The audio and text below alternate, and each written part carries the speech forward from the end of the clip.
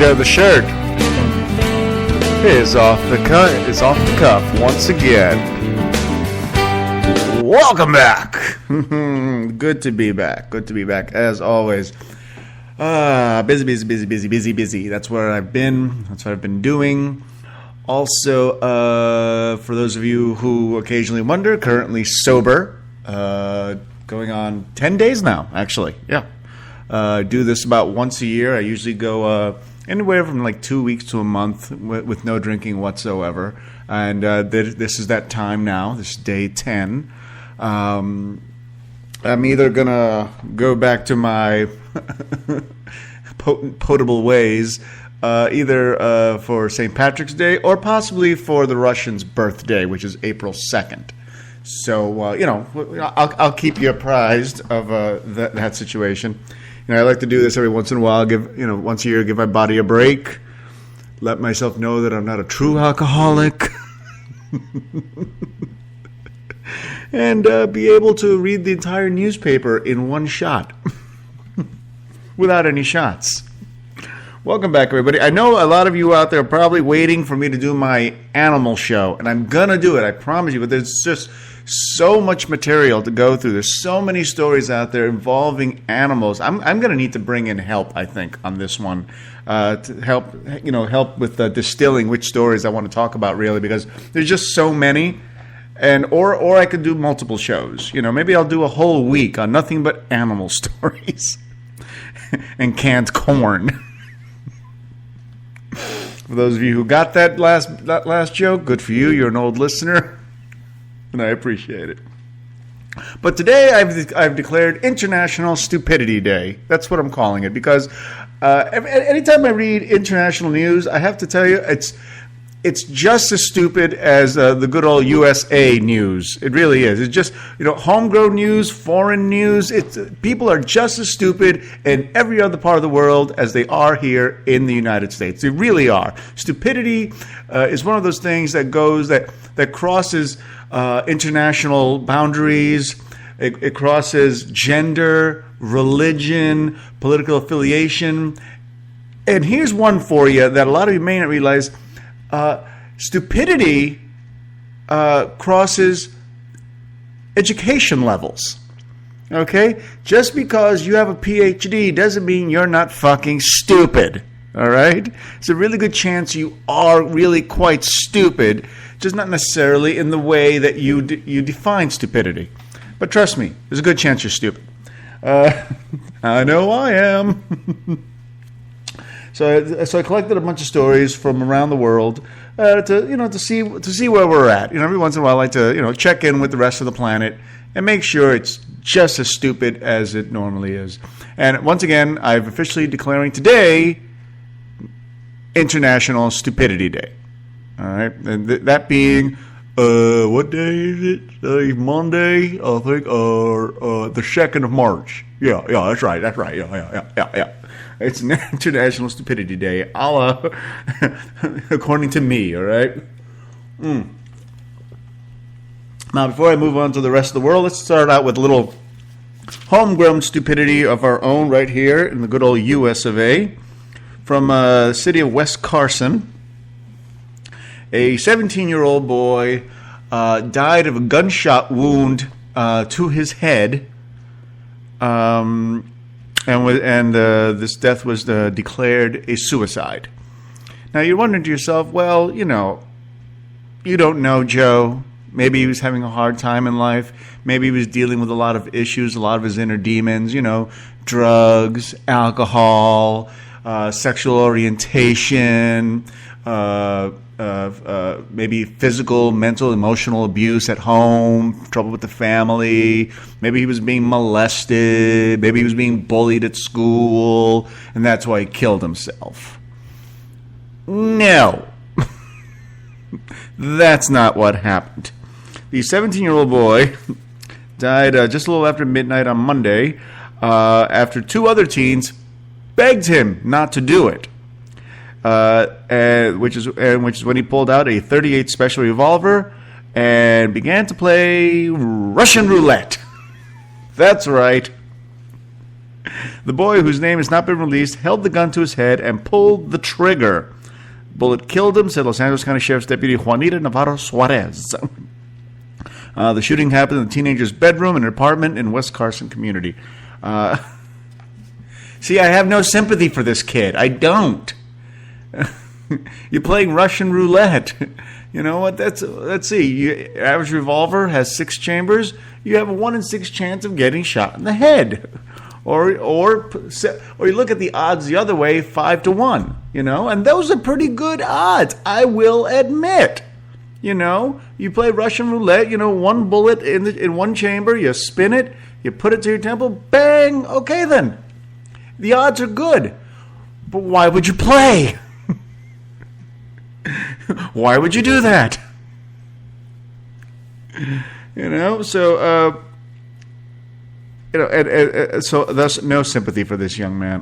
You know what? It's always been my opinion that we need to weed out the stupid. Really, we need to cull the stupid. Okay, there's that thing in the world called the Darwin Awards, which are awarded every year to people who die stupidly. People who died pretty much accidentally, but it was completely their fault that it happened. Okay, so yeah. Now, according to this, I love how they feel the need to describe Russian roulette. According to this, you know, Russian roulette is typically played by putting a single bullet into a revolver, spinning the cylinder, and placing the muzzle against one's temple. They had to explain that to us. Wow. It's unsure how he got the gun in the first place. And what I find really most interesting about it is that they are declared suicides. You know, that goes on official police reports. It's considered a suicide because essentially the person did, in fact, kill himself. Whether or not that was his intention is really besides the point. Okay, moving on. More stupidity. Let's go. Here we go. From Egypt. That's right. Now, you guys, I don't know if I told you guys about this story, but some months ago, 8 men were arrested on a boat in Egypt because of debauchery charges. There was debauchery going along. What was actually going on, and it was 2 gay men had become engaged and decided to get married, and there was a ceremony of rings being exchanged on the boat. Now, please remember, on the boat, nothing but these 8 men, full-grown men, no children, no women, and all they were doing was dancing and getting married. There was a video shot of the event. It got to the media, which got to the police, which got these guys arrested, and on debauchery charges. They received 3-year prison sentences for their debauchery. Now, please keep in mind, while homosexuality is officially not illegal in Egypt, it is sternly frowned upon. Apparently there's been a conservative movement in social mores that have been going on, and these groups have been taking aim at gays, atheists, Christians, that kind of deal. In the video, it appeared that 2 men were exchanging rings aboard a Nile party boat, in which the prosecution described as a same-sex engagement ceremony. Again, you know, not illegal per se. Also in that month, police carried out a highly publicized raid on a Cairo bathhouse with television video showing half-naked men trying to cover their faces as they were dragged away. Again, there's nothing illegal about going to a bathhouse. And at no point does it say here that any of the men involved at the bathhouse were engaging in any sort of sexual activity of any kind. I mean, I've been to steam and saunas, I've been to spas, and what it was me and a bunch of other guys, half naked or naked, you know, sitting around in a hot, sweaty room and talking sports. For all I know, that's what these guys were doing. Maybe they were talking about cricket, you know, or maybe they're talking about soccer, you know, while just naked and sweating, you know. Suspected homosexuals are usually charged with offenses such as public lewdness and dozens of prosecutions, which are decried by rights groups and which have been carried out this past year. Now, the verdict was challenged and then subsequently upheld. So these guys are going to prison. Now, there were some reports that maybe, just maybe, the prison terms would be lessened to as little as a year each, but definitely no pardons being given out and nobody's going home. These poor bastards. All they're doing was just having a little party, celebrating, the love between two people. It's a horrible, horrible thing. I know. What do you want to know about China? Okay, well, China leads the world in plastic garbage. Specifically, plastic garbage that ends up in the ocean. Now, I don't know if you've seen these things before, but there are entire flotillas of plastic garbage in our oceans. Some of them so big you can see them through satellite imaging. And what it is essentially is a floating island of garbage.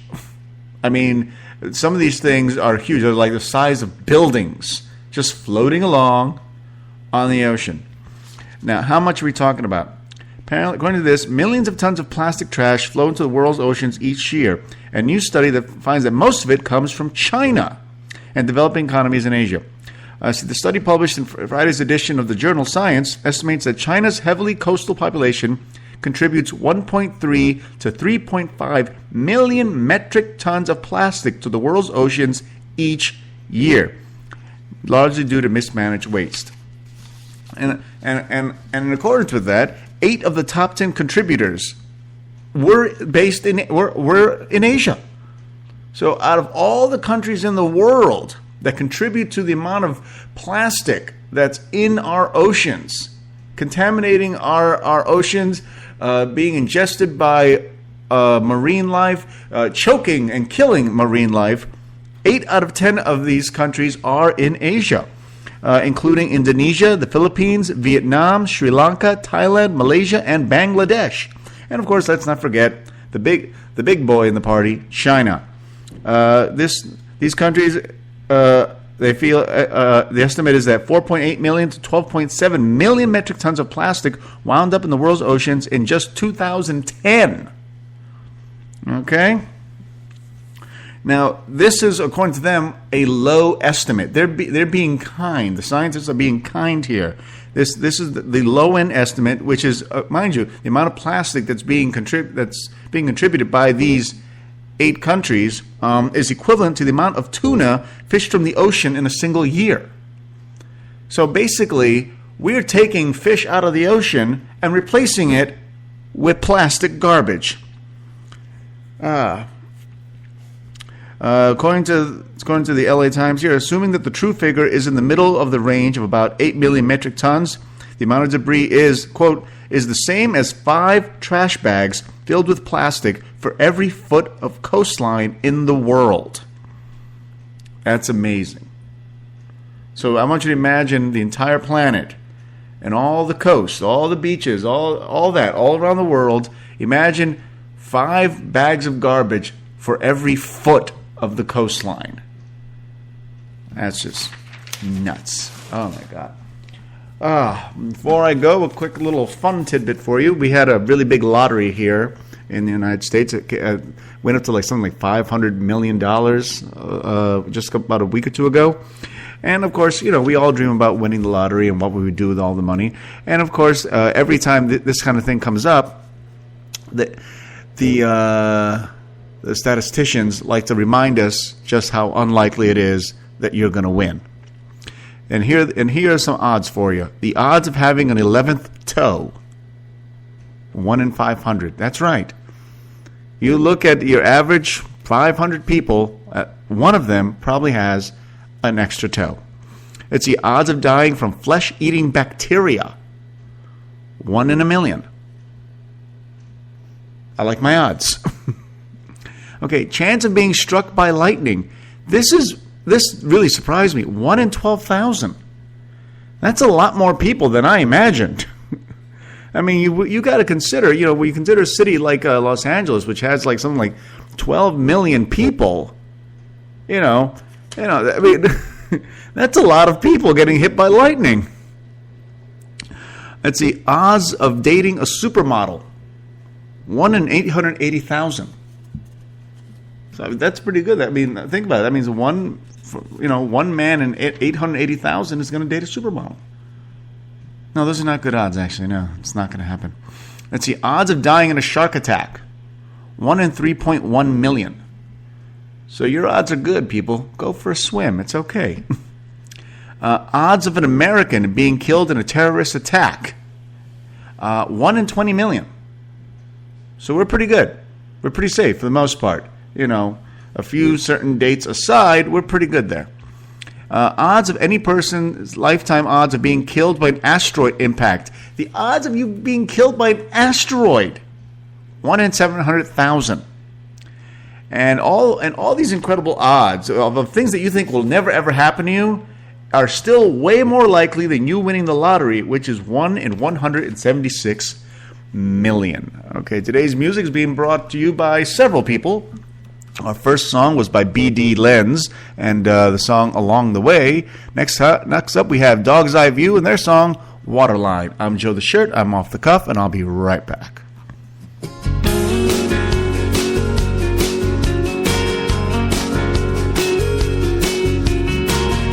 Staring at the waterline, relaxing without even trying.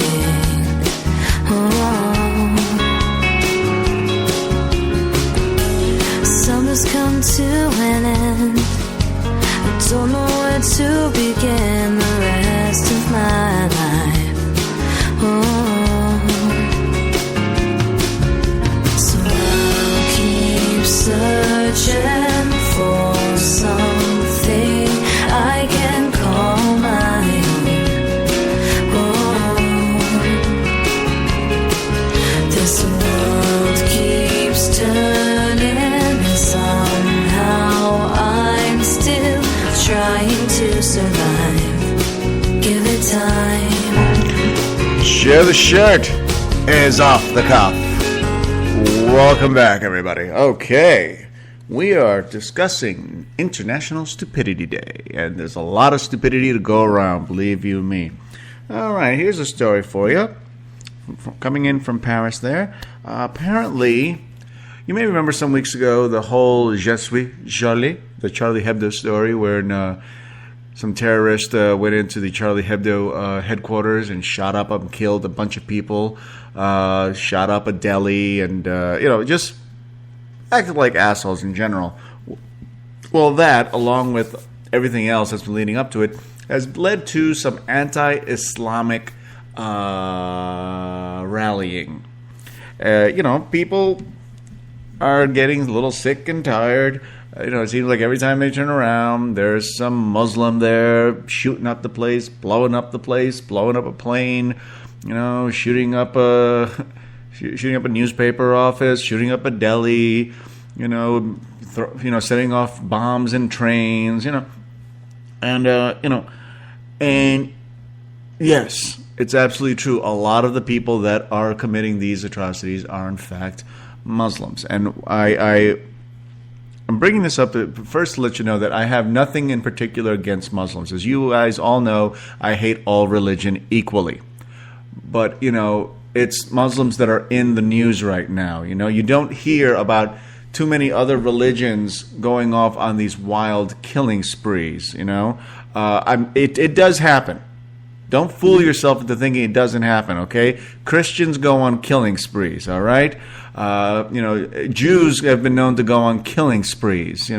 It just doesn't get. It just typically doesn't get the reporting that it could. It isn't covered quite as much because these days people are seeing Muslims as the new Nazis. They're seeing Muslims as the face of evil. And I got to tell you, if any of you have even had like the slightest inclination to read up on the Islamic faith, these assholes do not represent the vast majority of Muslims. Okay, they just do not. These are extremists. These are nutcases. These are some evil fucks in a lot of ways. And I know a lot of you may not necessarily agree with my point of view on this. But please know that as far as your everyday average Muslim, no different and no way better or worse than any other religion or atheist on this planet. But they're the ones that are in the news right now. And thus places, there are countries now that are trying to have, anti-Islamic rallies. For instance, Belgium being one of them, France being another, and of course, Germany. But I wouldn't worry about Germany, though. I mean, it's not like the Germans are known for, singling out, people of any one particular faith and, ostracizing them at all, trying to hurt them. It's not like that's going to go bad, is it? Oh my God! Let's see. Just a little more on the Islamic State. I have a lot of Islamic State today. They like their beheadings, don't they? The Islamic State really loves their beheadings. In particular, here from Egypt, the killing of the Egyptian Christians is captured on video, which shows the militant group's growing reach and them, of course, beheading people. I see a grisly video surfaced Sunday night on a YouTube and militant social media that appeared to show the beheading of a group of Egyptian Christians seized by Islamist terrorists in Libya in the last 2 months. The episode may signal a determination to expand the Islamic State's footprint beyond Iraq and Syria, the two countries where it has made its greatest military gains. Egypt's state news agency quoted a spokesman for the Coptic Orthodox Church as confirming the deaths of the 21 Christians. Now again, I don't value the lives of any particular religion over those of others. It's like for me, when it comes to a person's life's worth, a Christian and a Muslim, a Shintoist, a Buddhist are all the same to me. Equally worthless from my point of view as far as religion goes. But as human lives go, what they believe in, I don't care about. I really don't. I just care that people are getting hurt. People are getting killed. And this was a mass execution. And then the way these guys do it, it's not a nice clean cut, like, say, a guillotine. Okay, these guys are taking people, forcing them onto their knees, and then cutting their heads off using knives. Okay? Not an axe, not a machete, not a sword, not a guillotine, but knives used in a back and forth sawing motion. Which takes a very long time compared to, say, a quick decapitation by, say, a guillotine. It's a nasty, ugly ordeal, very painful. It's terrifying, for whoever it's happening to. It's terrifying to watch. I've watched a couple of these videos, and it's absolutely disturbing that these people are able to do this. Because you have to consider, like I said, you take a machete, you raise it up, you swing it down hard. Even if you don't take the guy's head off, odds are he's gonna die pretty quickly because you're severing, the spine, you're severing his neck. You're cutting the nerve endings. With a little luck, this guy is pretty much instantly dead, even if his head doesn't come off. But when you're talking about, the cutting of a head off with a knife, it's a long, ugly, painful way to go, and it's unnecessary. But you know what? The Islamic State is making a point that if you don't go with them, then if you don't agree with how they do things, you don't agree with their religion, if you don't agree with their politics, they're more than happy to fucking just chop your head off. And it continues. What's really hysterical to me is that nobody within them is safe. Okay? Here's one for you. Let's see. According to LA Times, one more time here. Beheadings have become commonplace in the territories held by the militant group Islamic State, but the severed head reportedly found last month in the eastern Syrian city of Mayadin was nevertheless unusual. It had a cigarette placed between its lips with the words, "This is not permissible, Sheikh," Someone had scrawled in Arabic on the decapitated corpse lying nearby. The body had belonged to an Islamic State deputy police chief. This is one of their own people. And he was killed. He was beheaded because he was a smoker. Okay, I want you to just consider that. I mean, consider what's going on here. This guy was one of their own. He was a deputy police chief for the Islamic State. He was one of their guys. He was one of the enforcers. Okay, there's a good chance this guy had beheaded other people. And I tell you, karma is a bitch, isn't it? You know, I mean, one day you're out there, you know, you're doing your thing. Excuse me. Excuse me. You know, you're out there, you're doing your thing, you know, you're enforcing Islamic law, an extreme version of Sharia. You're cutting off people's heads, you know, you got your thing going on. The next day you decide to, you know, have a menthol and you wind up just like the guys that you were beheading the day before. Couldn't happen to a nicer guy. Now, you have to understand that according to Islam, smoking is allowed, okay? But not by, say, ultra-conservative variations of Sharia or Islamic laws. Now, remember I talked about Sharia about a month or so ago, or was it 2 months ago? And you have to remember that Sharia, while it is considered Islamic law, is very subjective when it comes to who's interpreting it. And who interprets it is whoever's in charge. And if the people that are in charge are ultra, super, you know, right-wing, conservative, die-hard extremists, you know, then they can interpret these things very, very strictly. So, because while the Islamic religion in general permits smoking, it does not permit suicide. And the Islamic State has decided that it is interpreting smoking as a very slow form of killing yourself. Thus, suicide, thus an affront to Allah, and thus according to how they see it, you are better off with them killing you and chopping your head off than smoking that cigarette until you die, thus committing suicide. Now, the ban has been in place since Islamic State has been taking over these territories. According to this, violators of the ban face a minimum now, punishment of 40 lashes with a whip. Okay, so you better think about that menthol, how much you really want it, and weigh it against getting caught. Because 40 lashes with a whip is no joke. I don't know how many of you out there have ever been hit with a whip. You know, I've been hit with a whip once. It was an accident. I was fucking around with a bullwhip, and it snapped back and hit me in the arm. That shit hurts, and I wasn't even whipping it that hard. I wasn't trying to hurt myself. Now imagine a whip being in the hands of somebody that knows how to use it and is using it to punish you 40 times.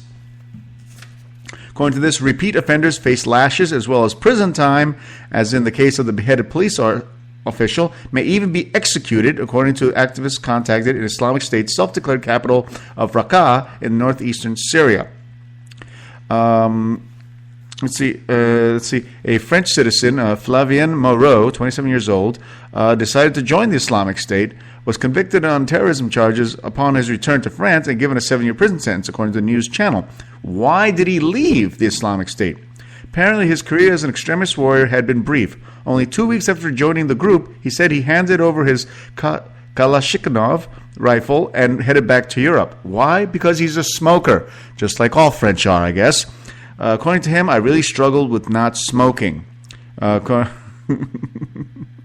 I had brought Nicorette gum with me, but it wasn't enough. So I left my gun with my commander and I left. Well, he's lucky they let him go.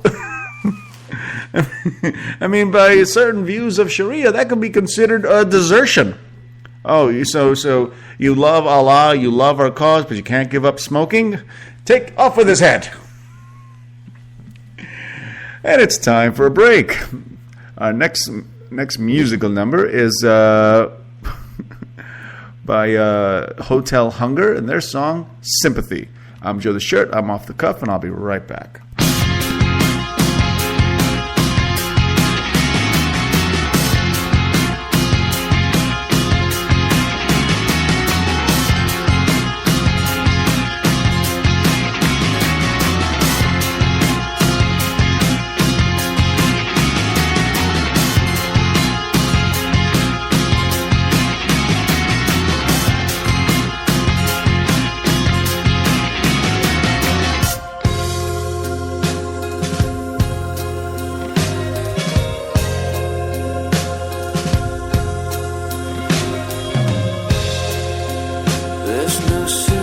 be for you anymore. I've been around for much too long. Show the shirt is off the cuff. Welcome back, everybody. Oh my God. Hey, I promised you international news, and I'm giving you international news based on the premise of International Stupidity Day, March 2nd. Today being the official first International Stupidity Day, where I bring you some of the stupidest stories on the planet. All right. Now, here's a question for you. This one's simple. This is something you should have learned in school. All right? How many people does it take to have a baby?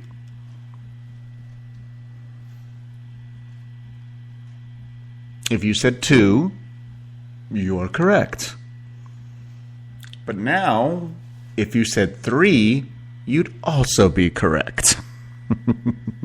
From Britain, the British Isles, England, all that good shit. Great Britain. Lawmakers in Britain have made Britain the very first country in the world to allow 3 DNA samples to make 1 baby. Okay, now, you're probably wondering, what the fuck is he talking about? Okay. Britain's House of Commons voted overwhelmingly Tuesday to allow the creation of babies using DNA from 3 people. Lawmakers spent 90 minutes debating the bill, which aims to prevent potentially fatal diseases from being passed on to children. The legislation, passed by a 382 to 128 vote, needs the approval of the House of Lords, but it's unlikely to meet major opposition. If it becomes law, it will be open the door this year for scientists to create an embryo with DNA from 2 women and 1 man. The first such child created in Britain could be born in 2016. So that's a year away, maybe. My God. So now I guess you're all wondering, well, what is the point of this? Well, a lot of people out there are born with certain genetic defects or certain genomes or DNA that they have in them that can many times are recessive, and they may not be affected by them, but these genes are in them, which can be passed on to their children, which in turn could actually affect their children.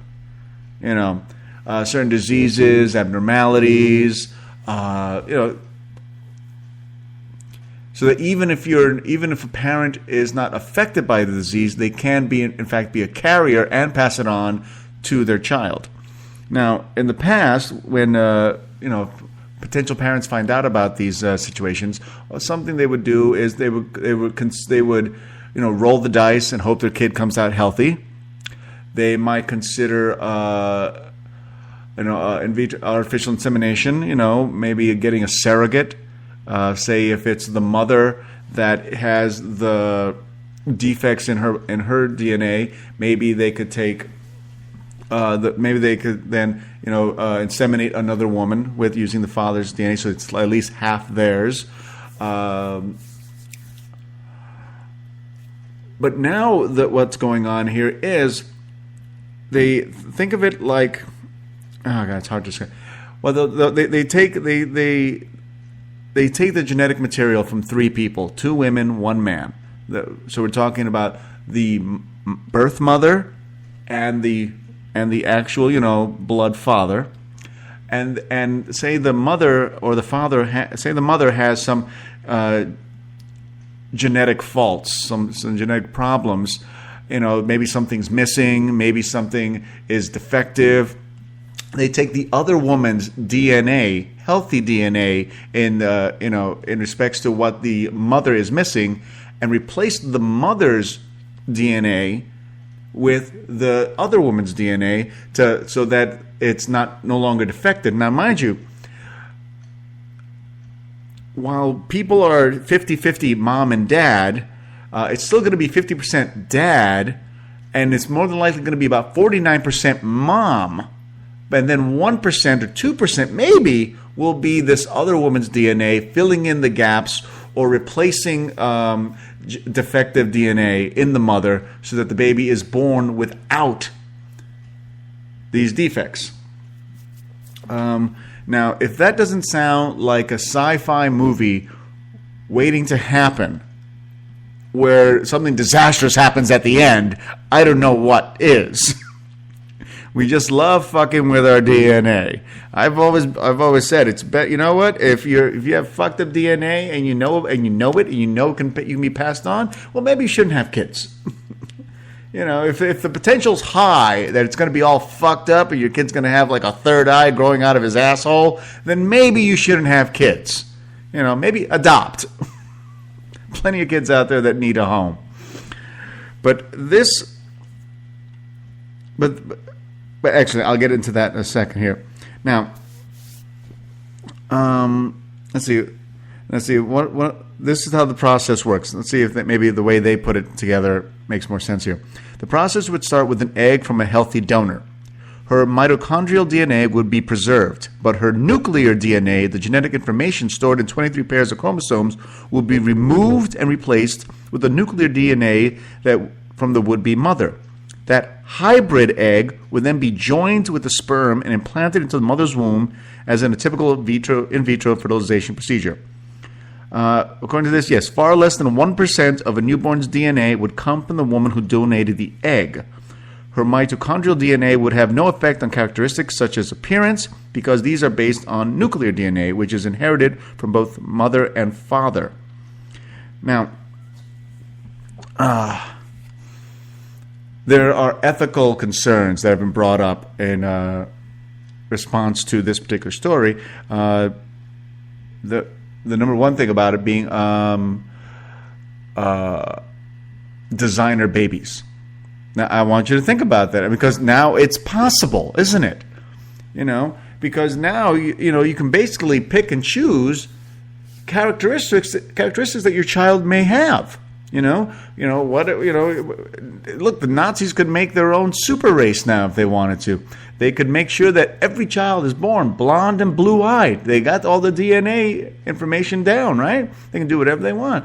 Or maybe you want to have the most beautiful child on the planet. Maybe, because I've always thought that mixed races tend to make some of the best-looking people on the planet, okay? Just like mixed-breed dogs, I think, are some of the best-looking dogs on the planet. I personally do think that pit bulls in general are not very good-looking.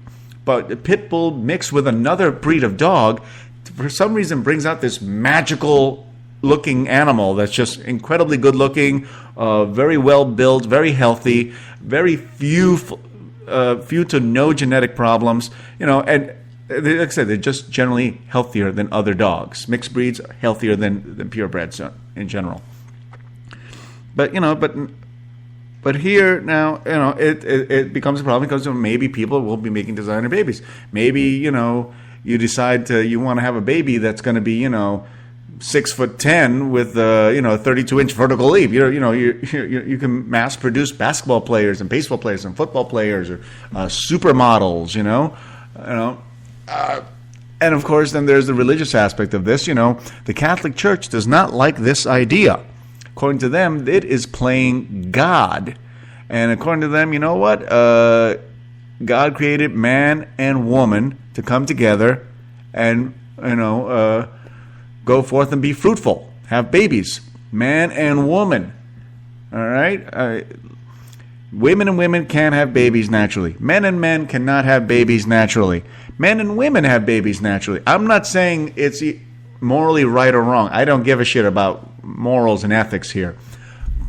But according to the Catholic Church, introducing a third person into the making of a child, essentially in a lot of ways, a new species, okay? Because our species is based on two sets of DNA coming together to form one, not three. So essentially, this is a new species. This could be, these are mutants. These are the next step in evolution. They'll take over and kill us and eat us. Oh my God, so many stories I want to talk about. Oh, here's a quick one for you guys.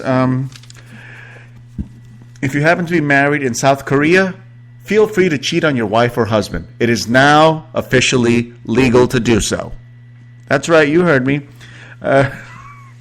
In South Korea, it is now legal to be unfaithful. This strikes down a law that has been on the books since 1953.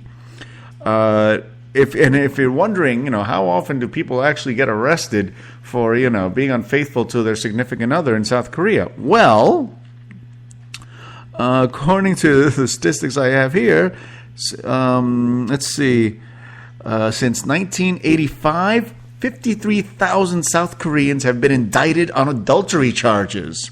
900 just last year. In the year 2014, 900 people were arrested for cheating on their spouses. Now, now, mind you, it was possible under the law to get prison time for this. It was incredibly, intensely rare. And the only way to be arrested for this is if your significant other calls the police and says, "Hey, my fucking asshole husband is cheating on me. I want you to arrest them." Boom. And mind you, now they could drop the whole case if the person that complained about it decides they don't want to prosecute anymore.